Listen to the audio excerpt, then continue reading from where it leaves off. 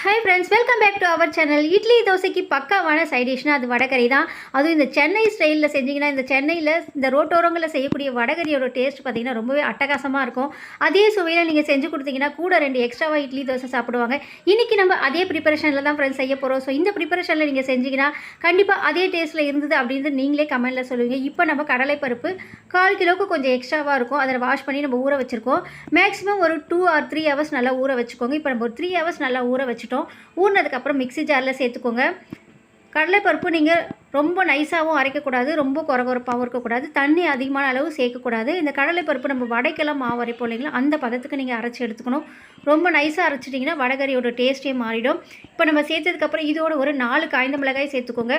தேவையான கல்லுப்பு, இந்த பருப்புக்கு தேவையான கல்லுப்பு சேர்த்துக்கலாம். ஒரு 1/4 ஸ்பூன் அளவுக்கு இருக்கும் கல்லுப்பு சேர்த்துக்கோங்க. சேர்த்து வந்து கொரகொரப்பான பதத்தில் அரைச்சி எடுத்துக்கோங்க. ஸோ நம்ம செய்யக்கூடிய சைட் டிஷ் பக்காவாக இருந்துச்சுன்னா கண்டிப்பாக எக்ஸ்ட்ராவாக 2 இட்லி தோசை சாப்பிடுவாங்க. இப்போ நீங்கள் இந்த ப்ரிப்பரேஷனில் செஞ்சு கொடுங்க ஃப்ரெண்ட்ஸ், கண்டிப்பாக டவுட்டே வேணாம், கண்டிப்பாக எக்ஸ்ட்ராவாக சாப்பிடுவாங்க.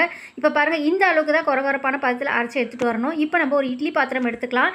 ஆல்ரெடி நீங்கள் இட்லி பாத்திரத்தில் தண்ணி வச்சு கொதிக்க வச்சுருங்க. அந்த ஸ்டேஜில் நம்ம இட்லி தட்டில் ஆயில் அப்ளை பண்ணிக்கோங்க. ஸோ நீங்கள் இட்லி செஞ்சாலும் இல்லை நீங்கள் இட்லி பாத்திரத்தில் வேக வைக்கிற எந்த பொருளாக இருந்தாலும் நீங்கள் தண்ணி கொதிக்கிறப்போ வேக வச்சிங்கன்னா தான் ரொம்பவே சாஃப்டாக நல்லா வெந்து வரும். இப்போ நல்லா நம்ம ஆயில் அப்ளை பண்ணிட்டோம். ஸோ சில பேர்லாம் பார்த்திங்கன்னா நல்லா அந்த தோசை கல்லில் இந்த மாதிரி தட்டிட்டு ஆயில் அப்ளை பண்ணி அதை வந்து தோசை மாதிரி சுட்டு எடுத்து செய்வாங்க. ஸோ அதை காட்டிலும் இந்த மாதிரி நம்ம வேக வச்சு செய்கிற சமையல் தான் நம்ம ஹெல்த்துக்கு ரொம்பவே நல்லது ஃப்ரெண்ட்ஸ். இப்போ நல்லா தண்ணி கொதிச்சிருச்சு. நம்ம இதை கடலைப்பருப்பும் வேக வச்சு எடுத்துக்கலாம். ஒரு 10 மினிட்ஸ்லேயே பார்த்திங்கன்னா கடலைப்பருப்பு நல்லா வெந்துடும். இப்போ பாருங்கள், ஒரு 10 மினிட்ஸ் ஆகிடுச்சு.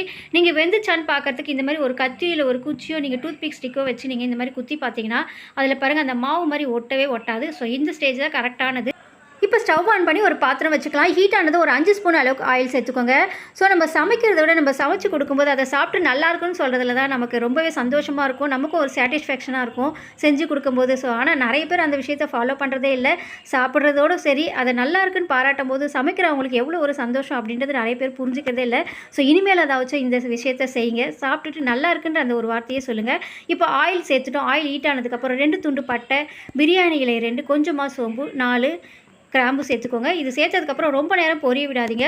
ஹீட் ஆனதுக்கப்புறம் சேர்த்து நல்லா பொரிஞ்சதுக்கப்புறம் நீங்கள் பச்சை மிளகாய் நீளமாக கட் பண்ணி வச்சுருந்த பச்சை மிளகாய் ஒரு 4, நீளமாக கட் பண்ணி வச்சுருந்த வெங்காயம் பெரிய சைஸில் ஒரு 4 வெங்காயம் அதையும் சேர்த்துக்கோங்க. வெங்காயம் நல்லா பொன்னிறமாக வதங்கணும். ஸோ நிறைய பேர் வீடியோ பார்க்குறீங்க ஃப்ரெண்ட்ஸ், பிடிச்சிருந்தா மறக்காமல் லைக் பண்ணி சப்போர்ட் பண்ணுங்கள். நம்ம சேனலையும் மறக்காமல் சப்ஸ்கிரைப் பண்ணிக்கோங்க.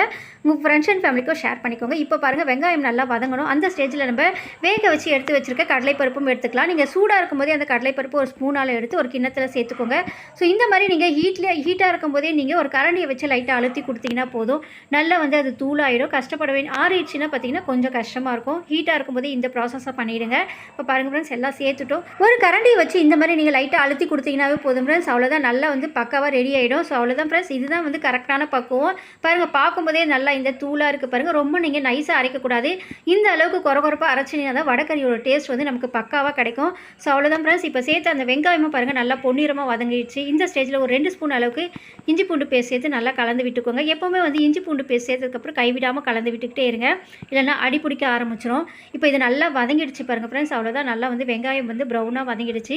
இப்போ நம்ம கட் பண்ணி வச்சுருந்து தக்காளி ஒரு 3 தக்காளி போல் கட் பண்ணி எடுத்துருக்கோம். அதையும் இதோடு சேர்த்துக்கோங்க. தக்காளி சேர்த்ததுக்கப்புறம் எப்போவுமே நீங்கள் கூடவே வந்து கல்லுப்பு ஆட் பண்ணிங்கன்னா கல்லுப்பு சேர்த்துக்கோங்க. சமையலுக்கு அதுதான் நல்லது. சேர்த்திங்கன்னா தக்காளி வந்து சீக்கிரத்திலே வதங்கிடும். இப்போ நல்லா கலந்து விட்டுக்கலாம். இப்போ பாருங்கள் ஃப்ரெண்ட்ஸ், தக்காளியும் நல்லா வதங்கிடுச்சு. இப்போ தக்காளி நல்லா வதங்கினதுக்கப்புறம் ஒரு கைப்பிடி அளவுக்கு மல்லி இலைகளும் ஒரு கைப்பிடி அளவுக்கு புதினா இலைகளும் சேர்த்துக்கோங்க. ஸோ இந்த புதினா இலைகளை சேர்க்கறது தான் பார்த்தீங்கன்னா ஃப்ரெண்ட்ஸ் அதோட ஃப்ளேவருக்கே ரொம்பவே ஹைலைட்டாக இருக்கும் இந்த வடகரிக்கு. இப்போ பாருங்கள், ஒரு கைப்பிடி அளவுக்கு புதினா இலைகளும் மல்லி இலைகளும் சேர்த்துக்கலாம். சேர்த்து நல்லா வதக்கி விட்டுக்கோங்க. ஒரு நிமிஷம் நல்லா கலந்து விட்டுக்கோங்க. இப்போ பாருங்கள் ஃப்ரெண்ட்ஸ், நல்லா வதங்கிடுச்சு. ஸோ இந்த ஸ்டேஜில் நல்லா வதங்கினதுக்கப்புறம் நம்ம இதுக்கு தேவையான மசாலா ஐட்டம் சேர்த்துடலாம். ஒரு 1/4 ஸ்பூன் அளவுக்கு தனி மிளகாய் தூள் சேர்த்துக்கோங்க. குழம்பு மிளகாய் தூள் ஒரு 2 ஸ்பூன் அளவுக்கு ஆட் பண்ணிக்கோங்க. ஆல்ரெடி நம்ம பச்சை மிளகாய் சேர்த்துருக்கோம், ஒரு 4 பச்சை மிளகாய். அதுக்கேற்ற மாதிரி நீங்கள் பார்த்து சேர்த்துக்கோங்க. இது நம்ம வீட்டிலே ப்ரிப்பேர் பண்ண குழம்பு மிளகாய் தூள். நீங்கள் ப்ரிப்பேர் பண்ணுறது எவ்வளோ காரம் இருக்குமோ அதுக்கேற்ற மாதிரி நீங்கள் பார்த்து சேர்த்துக்கோங்க.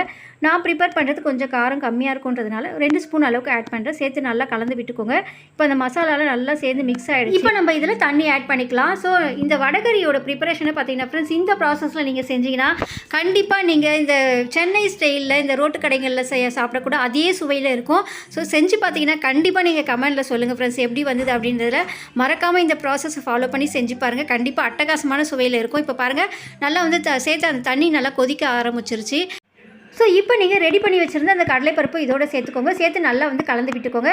ஸோ கலந்து விட்டதுக்கப்புறம் உங்களுக்கு வந்து இந்த வடைக்கறி எந்த வந்து திக்காக இருக்கணுமா இல்லை எந்த கன்சிஸ்டன்சியில் இருக்கணுமோ அதுக்கேற்ற மாதிரி பார்த்து நீங்கள் தண்ணி ஆட் பண்ணிக்கலாம். இப்போ சேர்த்ததுக்கப்புறம் நல்லா பாருங்கள். உங்களுக்கு வேணும்னா இதே திக்னஸ் போதும்னா நீங்கள் அப்படியே விட்டுடலாம். இல்லை தண்ணியாக வேணும் அப்படின்னு நினைக்கிறோம் கொஞ்சம் தண்ணி ஆட் பண்ணிக்கலாம். ஸோ எனக்கு ரொம்பவே வந்து திக்காக இருந்தது அப்படின்றதுனால கொஞ்சமாக தண்ணி ஆட் பண்ணியிருக்கேன். இப்போ தண்ணி சேர்த்து நல்லா வந்து கொதிக்க விட்டுக்கோங்க.